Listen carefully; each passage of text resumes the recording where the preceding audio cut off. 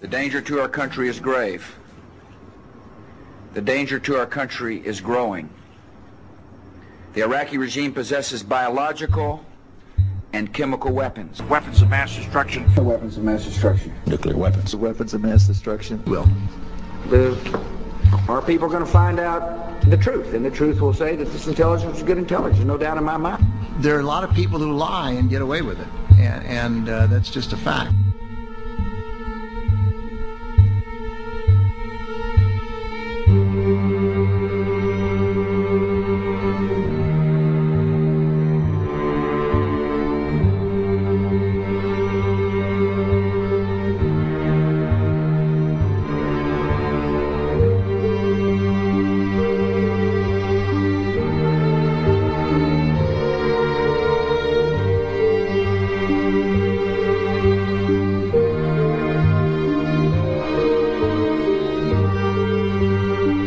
Weapons of mass destruction got to be somewhere. Nope, no weapons over there. President Bush has talked about our staying in Iraq for 50 years. Maybe 100. There's no doubt John McCain is going to be a war president. Can anybody see John McCain as sort of a peacetime Calvin Coolidge president? It's preposterous. His whole career is wrapped up in the military, national security. He's in Putin's face. He's threatening the Iranians. We're going to be in Iraq 100 years. The Bush administration has built a new generation of nuclear weapons that we call usable nukes.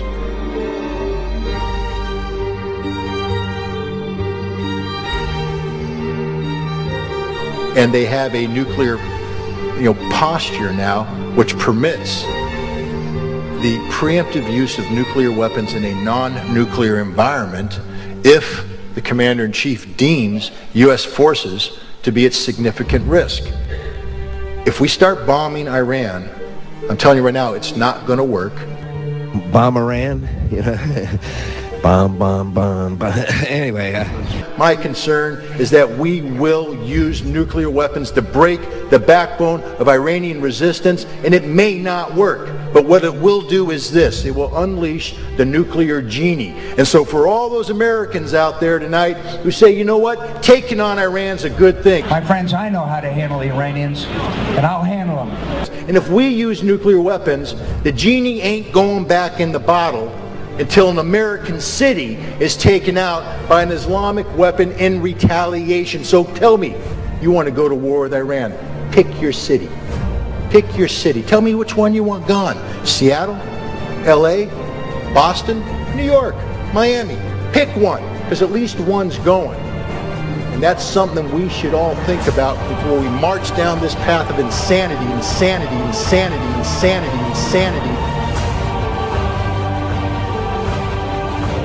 The truth is that in national security terms, he's largely untested and untried.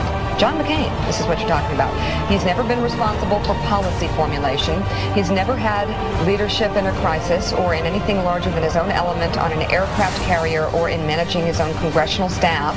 It's not clear that this is going to be the strong suit that he thinks it is. McCain's weakness is that it's always been for the use of force, and more force. In my experience, the only time to use force is as a last resort.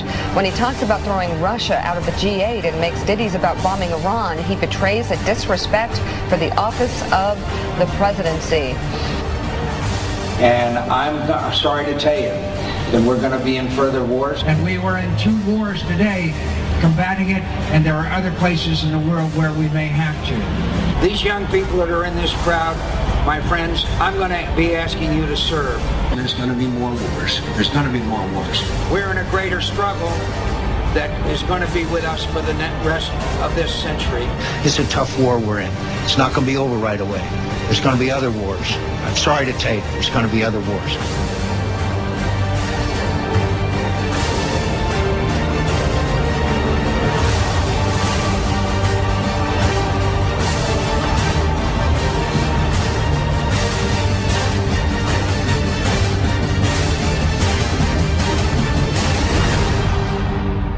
He will make Cheney look like Gandhi.